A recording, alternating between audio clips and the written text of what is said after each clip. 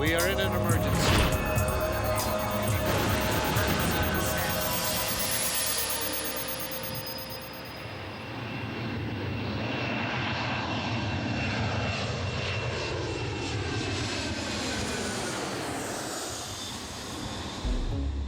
Modern airliners are among the most complex and reliable machines in common use.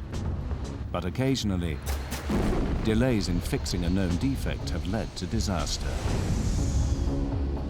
This is the story of one of the most terrifying and avoidable accidents in recent history. When a 747 suffered a devastating explosion at high altitude, the crew and passengers faced an unprecedented crisis. It is also a story of how one family's grief led to a relentless investigation to uncover the full, disturbing truth. Lee can't have died for nothing. You know, you've got to find out why he died, and you've just got to make sure that it never happens again. And it reveals how other known problems in aircraft design have continued to go uncorrected, causing further avoidable accidents. So would I be surprised if it happened again? I would be surprised if it didn't happen again. It is a matter of time.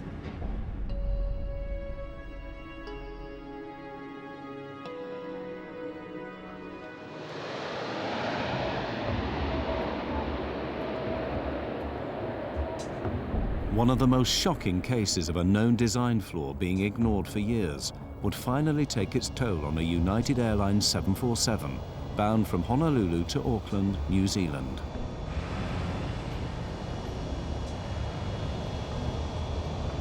As Flight 811 prepared for takeoff, the crew were concerned with another kind of threat that had recently led to tragedy.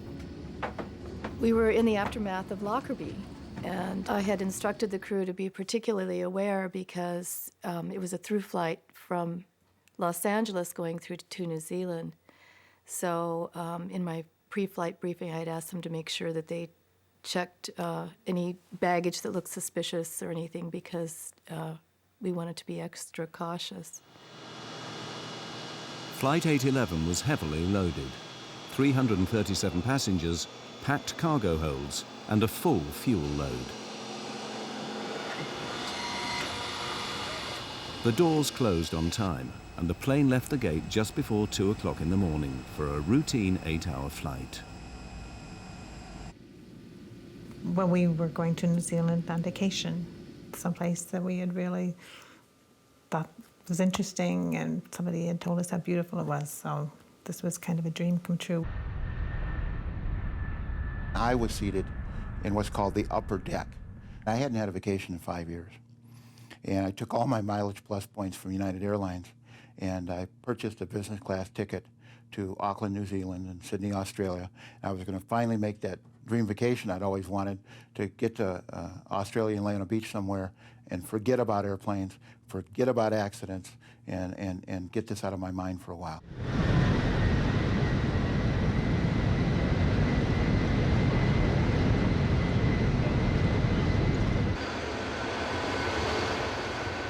On the flight deck, Captain Dave Cronin was hugely experienced, just 2 months short of retirement.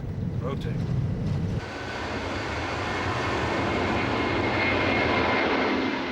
I flew almost 35 years with United. I've got over 30,000 hours of flight time and just about everything, military as well as civilian. My co-pilot, or first officer, was Al Slater. And I've known Al at that time for probably 20 years. And the second officer, Mark Thomas, was the first time I had flown with him. But we got along real well. Tell them we can handle 33 if it's available. Okay? The pilots wanted to climb to 33,000 feet above the Pacific Ocean to avoid turbulence from bad weather. We did notice that there were thunderstorms 100 miles south, right on course, which was rather unusual for that time of night. So I left the seatbelt sign on. Captain Cronin's decision to keep people fastened in their seats would save the lives of many.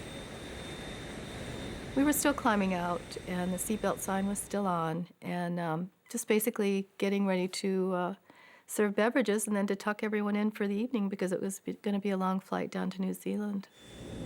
Okay, tell them we're going to detour over to the left. Center, United 811 Heavy, we're going to be detouring. Some weather here, it'll be to the left, of course. 100 miles from Honolulu, as Flight 811 climbed through 23,000 feet, a critical malfunction was about to occur. There was now a huge air pressure difference between the inside and outside of the aircraft. Suddenly, passengers sitting just above and behind the cargo door heard a noise. Then there was kind of a grinding noise.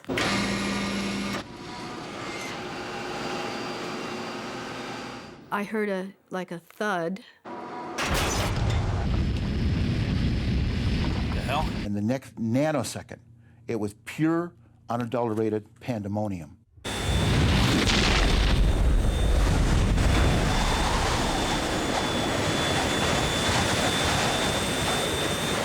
We lost number 3. Going down.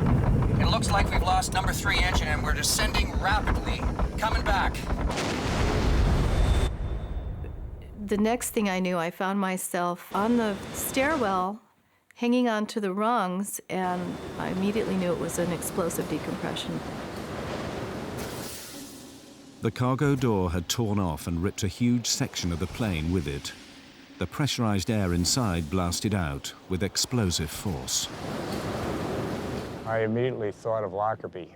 We actually thought it was a bomb that went off. It was hell on earth.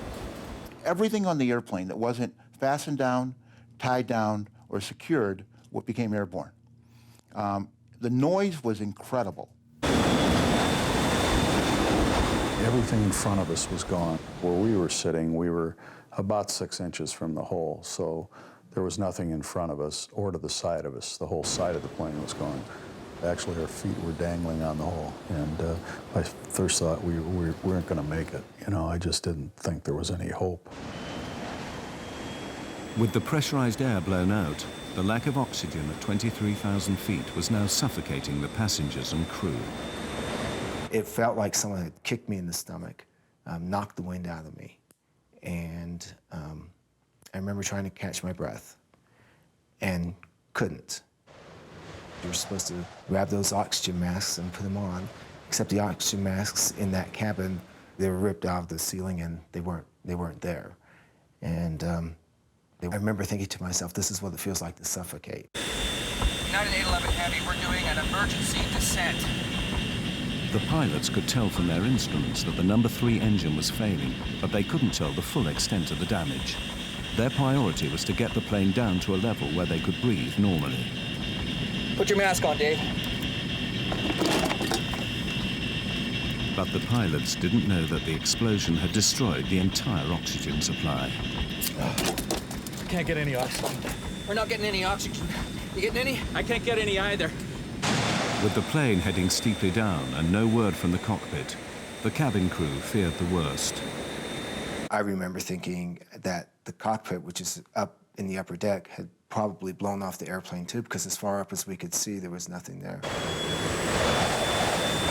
Now we're doing this nosedive. My next thought was, oh my God, we're just going straight down. We're going to crash into the sea. With its airframe ruptured, severe damage to the right wing and engines, and the crew forcing it down in an emergency descent, the problems on Flight 811 had only just begun.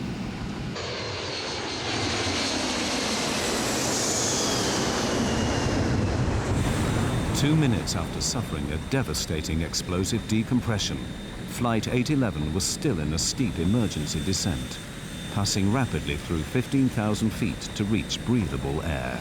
United 811 Heavy, say your altitude now. Leaving 15. United 811 Heavy, we're out of 15.5. United 11, roger. I think we blew a door or something. Tell a flight attendant to get prepared for an evacuation.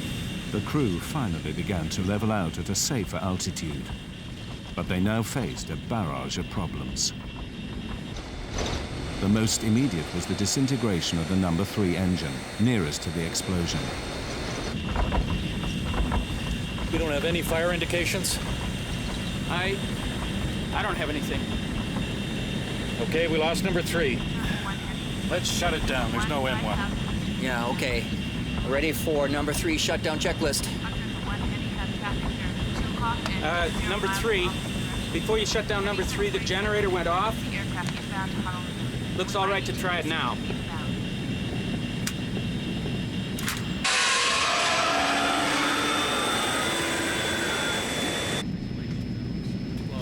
Well, let's stop the vibration anyway. Fuel jettison procedure. Main boost pumps on. Center, United 811. We need the equipment standing by. Company notified, please. Got a control problem. Roger. Center wing. Left, right valves on. Start dumping the fuel. I am dumping. One stewardess had been seriously injured by falling debris. As Laura Brentlinger helped her, the full gravity of their situation suddenly became clear. As I'm holding her in my arms, I looked up, and as I looked up, that was the first time I saw this tremendous hole on the side of the aircraft that was just a void, and seats were missing, and I immediately knew that we had lost passengers. 5 rows of seats had been blown out in the decompression, killing 9 passengers. On the flight deck, the crew had turned the stricken plane back to Honolulu, but with 80 miles still to go, the crisis now got far worse. We got a hell of a control problem here. I got almost full rudder on this thing. Are you dumping as fast as you can? I'm dumping everything. We got a problem with number 4 engine? Yeah.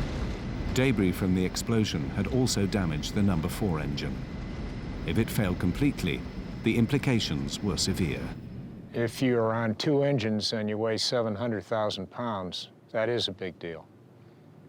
Simply because with that kind of weight, 2 engines are not going to keep you in the air. You're going to come down.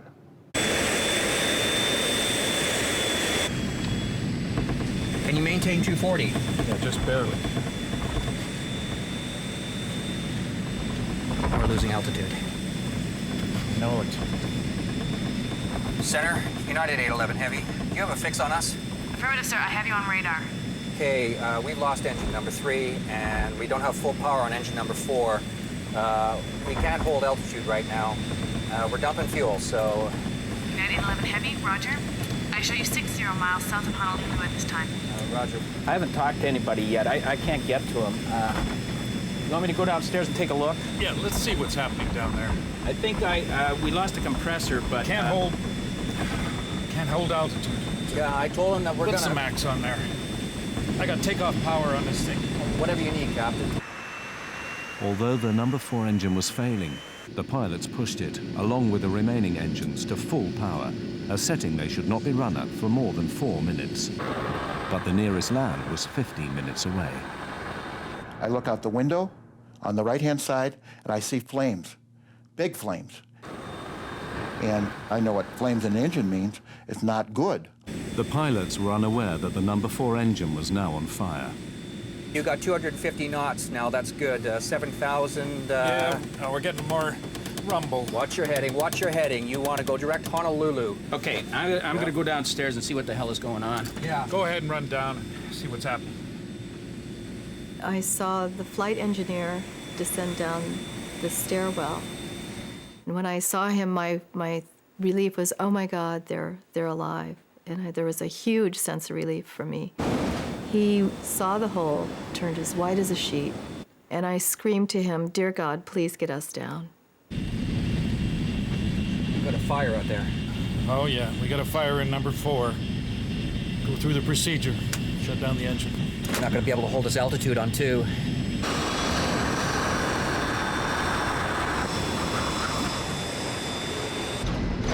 We got a fire on the right side.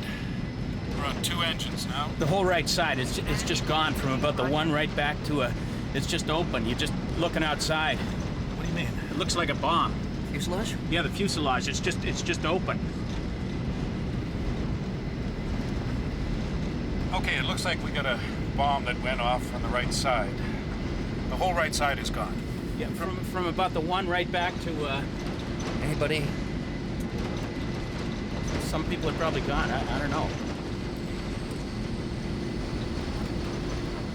I knew that we had lost people. I didn't know how many. In fact, I didn't know until the next day how many were lost. But You know, it's a terrible thing when you're a captain of an airplane and you lose passengers.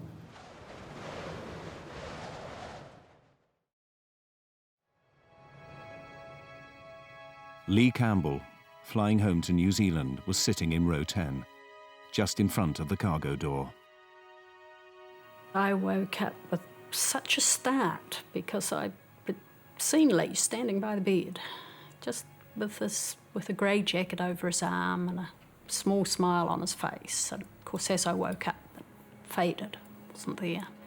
And then we woke up in the morning, we discussed this. I said, oh, you know, that was strange in the night, but it was such a vivid dream. Lee was standing there. And then the radio came on, and the first item of news is that there'd been a problem with the United aircraft. And I said, that was Lee, that's Lee's. And my blood just ran cold. I knew he was dead from that moment.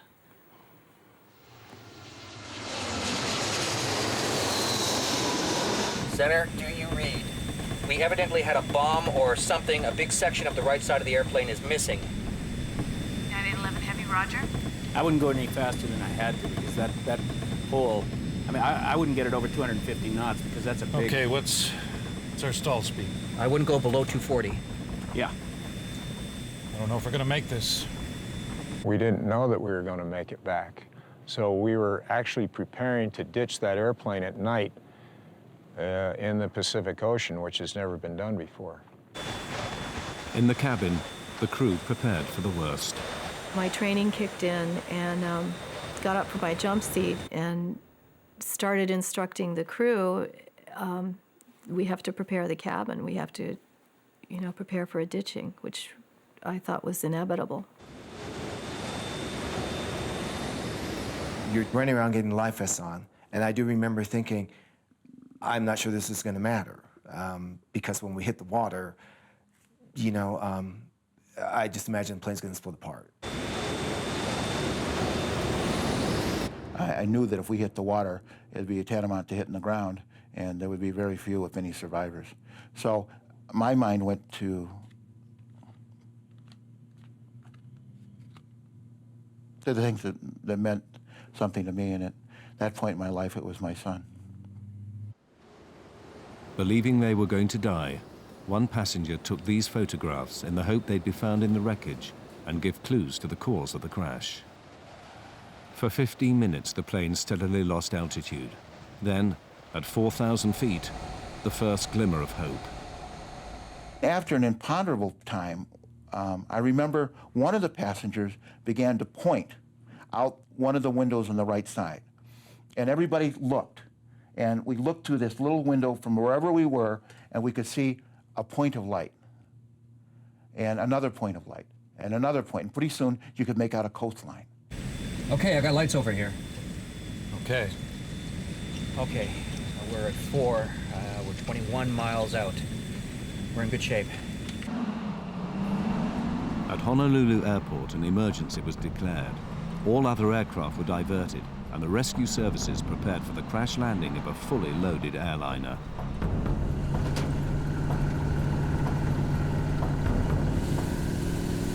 Hey, you want to give me some speeds? Yeah, 150 is going to be your 2-engine. Use a 160. I need souls on board if you have it. Okay, souls on board. 160 is the minimum. Stand by, United 811 Heavy. I don't know how many's on board. 200 and, I don't have the paperwork in front of me here. We're too busy right now. 200 and something. Okay. 6 minutes from the airport, the crew now had to slow the overweight plane for landing. But the effect of this was unknown.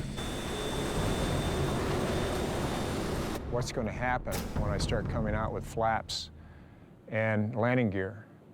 We're either going to land on the airport, in the water, or downtown Honolulu. Okay, we'll try 10. Okay, inboards are coming to 10. How do the controls feel? All right so far. But the flaps were damaged and could not fully extend. This meant that Flight 811 would have to land dangerously fast. You have 811 Heavy. Do you have the airport in sight? It's over here to the right, Captain. Okay. Okay, we have the airport. United 811 Heavy. 811 is clear to land 8 left. Equipment standing by. Wind 05012. Clear to land. 8 left, United 811 Heavy. As the unstable 747 lined up for landing, the pilots knew they would only have one attempt. But even if they got it on the runway, the nagging question remained. Would the stress of impact cause the damaged and overweight aircraft to disintegrate?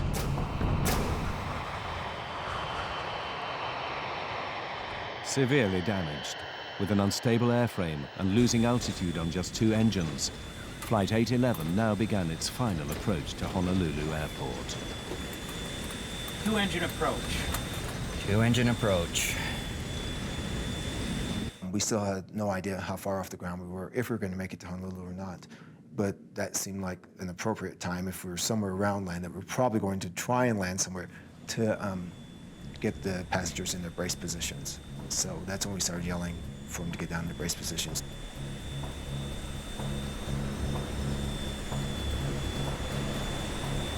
Every molecule in my body combined to express, get this damn airplane on the ground. Well, how are we doing on the hydraulics? Hydraulics are good. You got brakes? Normal hydraulics. So we got brakes, but you're only going to have reversing on 1 and 2. Though I thought maybe there was a chance that we were going to actually be able to attempt to land, the thought came to my mind, what happens now? Do we, on impact, do we explode? Do we fall out this huge hole? Despite dumping fuel, the aircraft was still critically overweight. But without full flaps to keep it in the air, it had to approach fast. 1,000 down. The danger was that the undercarriage could shear off and the plane break up. 1.5 high. 190.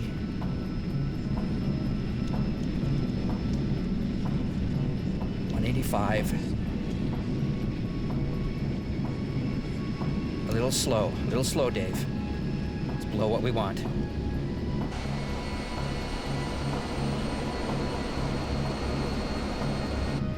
Coming up on the glide slope.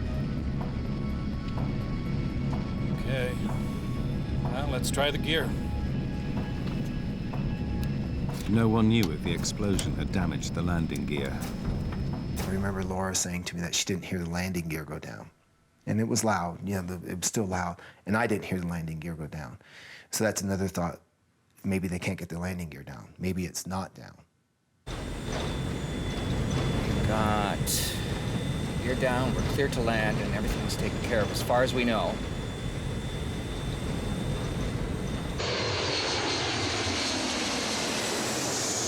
$200. 195. Half a dot high. Looking good. 192. 195. Coming off on the power. 100 feet.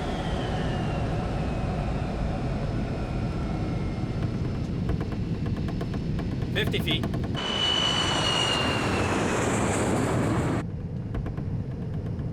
Center the trim. 30. 10. 0. We're on.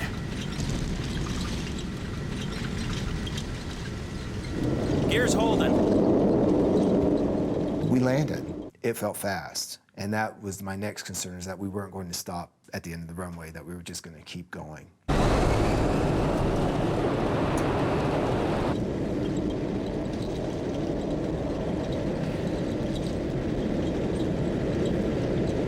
And all of a sudden we were slowing down, and I said, oh my God, we've landed, we're on ground, and the people started applauding.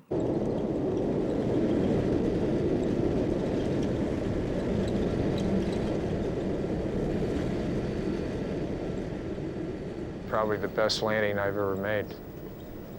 When we finally stopped on the runway, we deployed all 10 chutes, and the flight attendants evacuated all the passengers. It's amazing how fast everyone went. My understanding is like less than 45 seconds, 330 people were off the airplane. We were probably 20 feet off the ground, and I would have stepped out of the airplane without a slide. I wanted to get off so bad.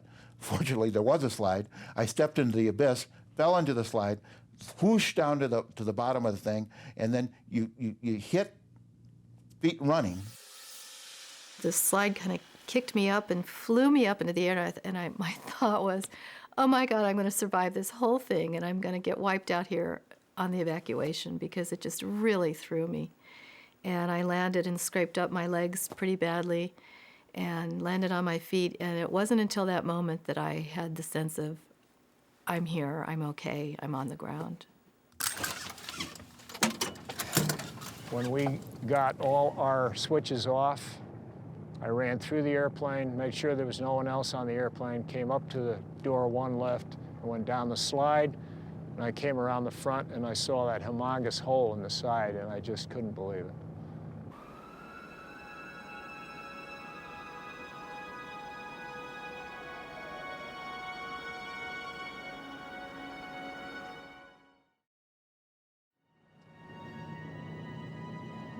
By the grace of God, we made it, and it was an awesome experience. I would never want to go through that again. It was crazy, it was wild, it was scary, all at the same time.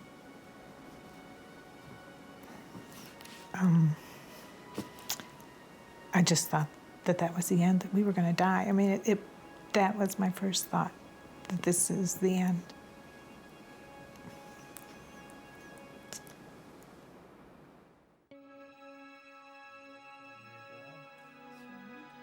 But for the families of the 9 people who were killed, the ordeal was only beginning. Kevin and Susan Campbell's son Lee had been flying home.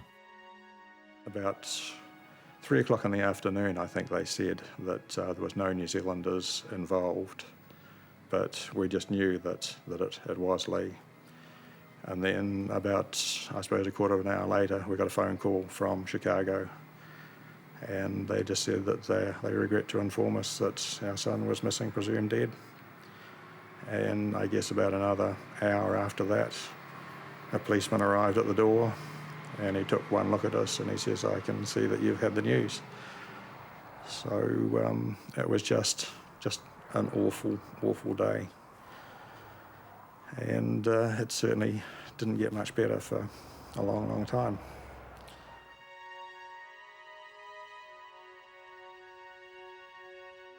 Although Lee's body had not been recovered, the Campbells flew straight to the wrecked aircraft in Honolulu. Your initial feeling is that you want to be as close to the spot where your relative died, and that was the aircraft. So we had to immediately go in and see the aircraft. The damage inside was horrific, just a total mess. And the hole in the side of the aircraft was much bigger than I had thought it would be, even though we had seen television newsreel reports. And it was so sad to get in and actually see where Lee's seat had been. The legs of the seat were still there. There was a good bit of fuselage beside him and still a window. But the Campbells' desire to find the cause of Lee's death inevitably brought them face to face with dreadful details. They took us to the medical examiner's office as well, because they had found body parts and that sort of thing. So they didn't actually show us the body parts, but they showed us bits and pieces that they had recovered from the engines, and we got the medical examiner's report, on what they had recovered. So, you know, we really would have preferred that it was Lee that went through the engine, because it would have been an immediate death, whereas it was a 4-minute fall down to the ocean, and we know that the people could have been alive as they were falling. And when you think about that, that's just horrific. As it became clear that their son's body would never be found, the Campbells' need to find the cause of the accident that killed him grew stronger. Lee can't have died for nothing. You know, you've got to find out why he died, and you've just got to make sure that it never happens again. The Campbells embarked on a relentless personal investigation that would last nearly 2 years. The loss of their son meant they would stop at nothing to uncover the truth. The engines number 3 and 4. 2 months after the accident on Flight 811, when the National Transportation Safety Board held preliminary hearings, the Campbells made sure they were there. But they soon grew frustrated. The NTSB would not complete its report for months, so the Campbells took matters into their own hands. We certainly weren't going to leave it to the NTSB to come up with the findings. We were going to follow through. And when the hearings ended, they had said that we could take whatever we wanted off the press table. And Susan walked up to the top table and yelled out, "There's a really good setup here." So grabbed a box and loaded in all of the documents that we could find up there. Kevin's the most honest of people I know, but here he was taking something that we hadn't specifically been told we could take. And we're heading out the door just as the NTSB were arriving back in with the trolley to pick up all their documents. So we were out the door and into a taxi and gone.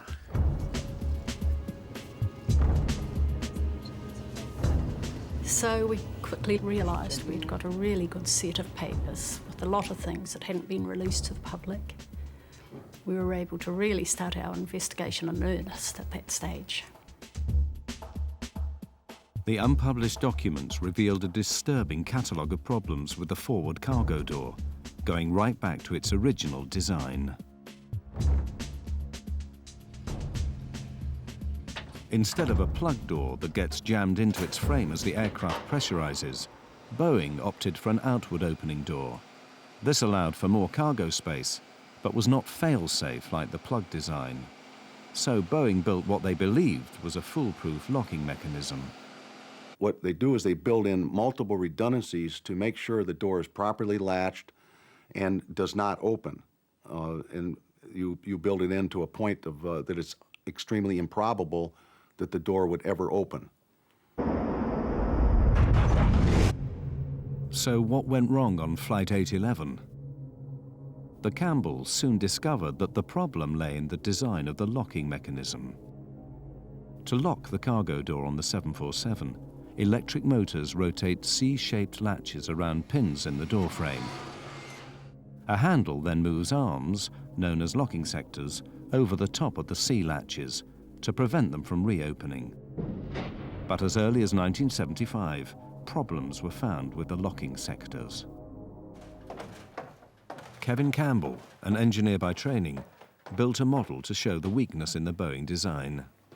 Initially, the locking sectors were made in aluminium, and in 1975, Boeing realised that they weren't strong enough, and they actually doubled up the aluminium to make it double thickness. But it still wasn't strong enough, and a lot of the airlines didn't even put the doublers on anyway. The weakness of the aluminium drastically increased the risk of the door accidentally opening. With the aluminium locking sectors, if the C-locks tried to backwind, open electrically, it would just push the locking sector out of the way. It just simply wasn't up to the job that it was designed for.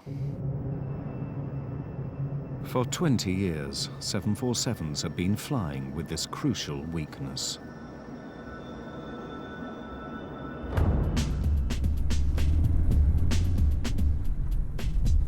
The Campbells wondered what else remained to be revealed. They redoubled their efforts to uncover the full truth behind the accident that had killed their son. We bought a car and set off in the United States to see as many people who were involved with the accident as possible.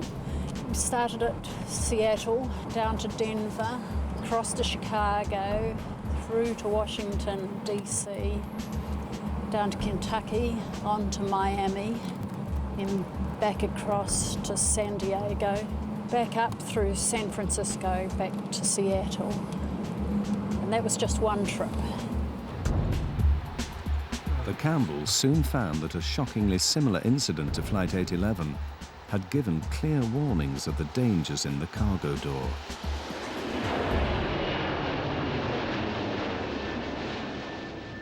In 1987, 2 years before Flight 811, a Pan Am 747 had been climbing out of Heathrow when it failed to pressurize at 20,000 feet. The pilots had to turn back. When they got back to Heathrow, they found that the door was hanging open 1.5 inches at the bottom, and all of the locks were open. When it got to the maintenance base, they found that all of the locking sectors were either bent or broken. Why had the sea latches turned and bent back the locking sectors? Boeing claimed that the ground crew must have mishandled the mechanism. The door had been closed manually, and what they said happened was that the guy wound the sea locks closed, 98 turns of a speed wrench. He closed the outer handle and then wound it open again. And to be in the position that they were found in when the aircraft got back, he would have had to wind them open 98 turns. And this is just absolutely ridiculous. But the Campbells' investigation uncovered another vital clue to why the sea latches had turned. A report by Pan Am engineers highlighted problems with the door's electrical system. It had a fault in the S2 master latch lock switch that should have turned off the power to the door when the outer handle was closed. This was an alarming finding. When the outer handle was closed, the S2 master lock switch was meant to disconnect the power supply and stop the sea latch motors from turning. So could this have failed, allowing the motors to open the door? To find out, Boeing asked the airlines to do a simple test. Close the outer handle, then press the switch to open the door, and see what happens. When they hit the switch, it actually worked. The Boeing thought, this is not going to work, but it actually worked. There was power to the door locks with the outer handle closed, and the lock started to move, and it started to force the locking sectors out of the way. And a few days later, the airline started ringing in and saying it was damaging their planes. So Boeing stopped the test. But it meant that on those aircraft, the S2 switch had failed, which is a silent failure. And all of those aircraft were likely to have the same problem as 811. They were just waiting for a short circuit to open the doors. The Campbells now became convinced that the accident on Flight 811 began with a failure of the S2 switch. Power remained on to the sea latch motors. All it took was a short circuit in the 20-year-old wiring, which had been found to be frayed on other aircraft, to start the motors up. The aluminium locking sectors were too weak to stop the latches turning, and the cargo door burst open. The National Transportation Safety Board determines that the probable cause of this accident was the... After waiting a year for the NTSB report, Kevin and Susan Campbell expected it to match their theory of what had led to the accident on Flight 811. I assumed that we would have a report come out that this was an electrical malfunction, and was staggered when they came out and said that the door had been mishandled. The report focused entirely on the fact that the door lock must have been mishandled by the ramp attendant. That was disappointing, and we felt that they must have been at a different hearing from the one we were at. So how had the NTSB come to their conclusion? There was other evidence that we had found during our investigation of improper procedures by the United mechanics and ramp people. So we were convinced that there was, we could use the word abuse being done on the doors. The doors were sort of abused and weren't maintained very well. We concluded that the probable cause was mechanical. For the Campbells, the NTSB's failure to mention the electrical problems just wasn't good enough. What they said happened was the door was closed, the locks didn't fully close, they're just partially closed, just hanging on the pins, and then they close the outer handle. But it just simply can't happen because that part of the locking sector is still intact. Just simply can't happen. You can't close the outer handle unless these are in the fully locked position. It's the only way that the outer handle will close. And just closing this manually, you can't exert enough force to actually damage this part of the locking sector. All it does is just butts up against there. If the locks aren't fully closed, it just simply butts up against them and goes no further.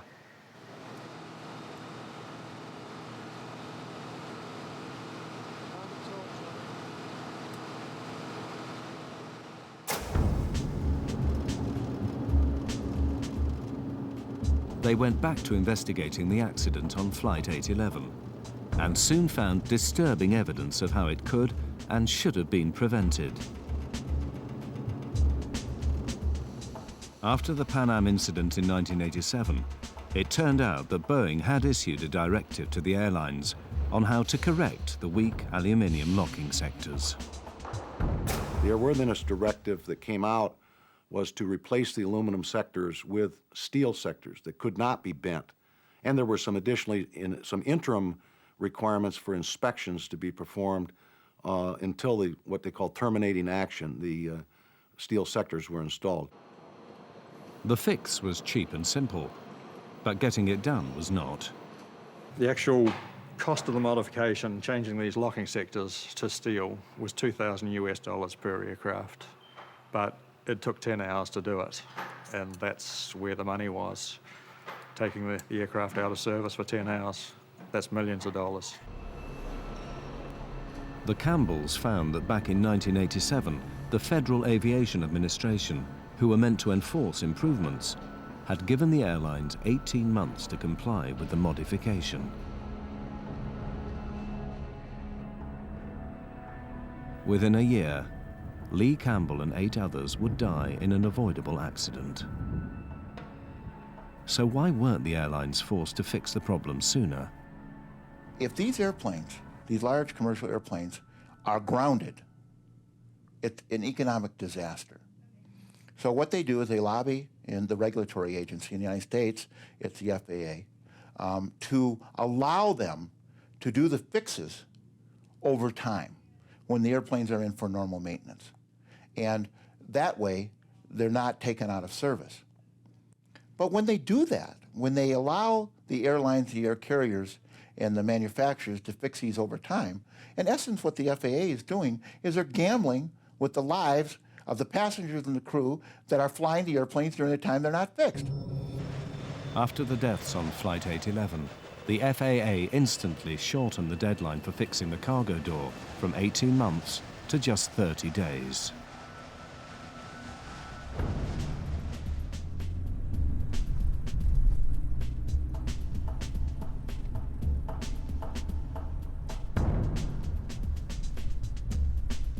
It was only when United had gone from one of the airlines of first resort to one of the airlines of last resort in New Zealand that they just totally out of the blue, we got a letter inviting us over to see them. And when we got there, they were just going to do a PR exercise on us. But we just laid into them, pointed out where they'd all got it wrong. And you could see them changing during it to realising that we did know what we were talking about and that we'd put a lot of serious effort into it. One of them actually broke down because they'd never had to meet next of kin before. And it ended up with the Vice President of United taking us round the maintenance facility, and he had people running off in all directions just to get the information that we wanted, questions answered. We could go anywhere that we wanted, and everything was laid on for us because at that stage they realised that we really did know what we were talking about. The pressure of the Campbells' campaign eventually began to pay off. The vital piece of evidence that could prove them right, the cargo door, still lay 2 miles down in the Pacific Ocean. But as articles appeared in the American press, the NTSB commissioned the US Navy to search for it. 100 miles south of Honolulu, a deep submersible began to trawl the seabed. We went to Honolulu and waited there while they had their attempts, and they finally recovered the door from 14,000 feet of water, which was the deepest recovery ever at that time. And we were phoned within an hour of it coming out of the water. But before the Campbells could see it, the door was swiftly removed to Boeing's plant in Seattle. The Campbells went in hot pursuit. We went over to Boeing and they wouldn't show it to us. So they reckoned that the crucial pieces had gone to the NTSB. So again, we got in the car and drove across to Washington, D.C. We arrived at Ron Schleid's office, and Ron looks at his watch and he says, "I can give you 5 minutes." So about 3 hours later, we had the pieces that they recovered in our hand, and they acknowledged that we were definitely correct. It was an electrical malfunction, and that they said they would fix the planes, they would make sure it never happens again, but just don't hold your breath that the report will ever be changed. Even with the evidence of an electrical malfunction in their hands, the NTSB refused to change their report. Then, in June 1991, fate intervened. A 4-year-old United 747 was sitting on the apron in New York when the sea-latch motors started up and the door opened itself. There was no way that they could hide it any longer. They simply couldn't deny that it was an electrical malfunction that was covering it. After recovery of the door was that in fact the actual... Finally, the NTSB publicly issued a revised report that concurred with the Campbells' version. There was an inadvertent failure of either the switch or the wiring that caused an uncommanded opening of the door. It's nice that other people know that you're right and had been all along, and that the support that they had given you was vindicated. The Campbells spent thousands of dollars of their own money on their campaign. They were never interested in a financial settlement for Lee's death, but they did persuade United and Boeing to set up a university scholarship in his name. I couldn't have lived with myself if we had done no investigating ourselves. It was just something we both felt we needed to do. We didn't even discuss it. We just knew that's what we would do. Yeah. But despite long and public campaigns like that of the Campbells, critics fear that the airline industry has not learnt the lessons from Flight 811. The regulatory agencies, they have a dual charge. One is to encourage aviation, and another is aviation safety. And when they get in a position where you have economics up against air safety, they tend to err on the side of economics rather than safety. Serious accidents caused by known defects have continued to occur. In the 1990s, known problems with icing on aircraft wings caused a series of crashes. At least 3 planes have had fatal fires due to known dangers from flammable insulation material. And in 1996, a fully laden 747 blew itself up when known faults in the wiring are thought to have ignited flammable vapors in the fuel tanks. Inevitably, experts are skeptical about the aviation industry's record of balancing profit against prevention. We've seen the wiring problem both in United 811, which was eventually turned out to be the cause of that accident, and also in TWA 800, where we had an explosion in the centerline fuel tank. The industry answer to 20 and 30-year-old wiring, and when the wiring can fray, break, crack, cause a short, which can either ignite fuel, like in TWA 800, or open a cargo door, like in United 11. And what the industry says, don't touch it. Don't go in there. Don't inspect it. Don't try to fix it. Don't try to remove it, because it's so brittle that if you go in there to try to fix it, you're going to do more damage than you're going to do good. And that's what I call the ostrich approach to maintenance and safety. You know, we've decided that you can have a spark of ignition in the centerline fuel tank of a large air carrier. But so far we've been lucky. We've only had one every 10 years. We've only blown up 3 or 4 airplanes. You know, to go in and replace this wiring would ground all these airplanes, would be astronomically expensive. You know, one airplane every 10 years, one airplane every 5 years, 200, 300 people, cost of doing business. Cost of doing business. And that's a great economic analysis, and unless your mother or your child is on board one of these airplanes that happens to pay the price for their economic satisfaction.